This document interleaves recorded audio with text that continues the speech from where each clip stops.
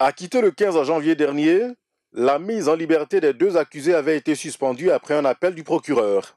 C'est un sentiment mitigé qui anime donc les partisans de Laurent Gbagbo et son ex-ministre de la Jeunesse Charles Blé Goudé à l'issue de la libération sous condition accordée par la Cour pénale internationale à leur mentor.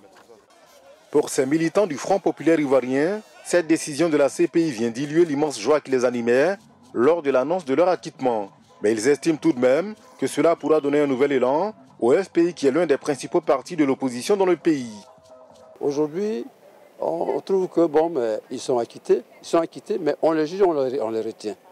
C'est à l'opinion internationale, à l'opinion d'apprécier. Mais nous savons que déjà, en sortant de quoi on appelle de la cellule de prison, c'est déjà un pas en avant. C'est déjà une bonne chose qu'ils soient libérés. Voilà.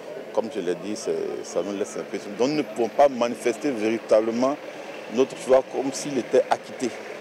Voilà. Parce que l'acquittement suppose que, il peut rentrer, il peut faire tout ce qu'il veut, il peut vaquer à ses occupations, s'il veut faire la politique, il peut continuer.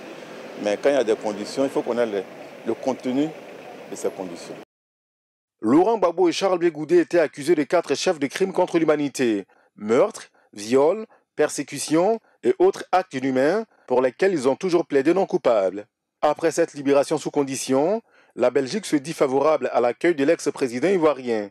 Quant à Charles Blé Goudé, leader du mouvement ivoirien des jeunes patriotes, il attend de trouver un pays d'accueil pour le recevoir.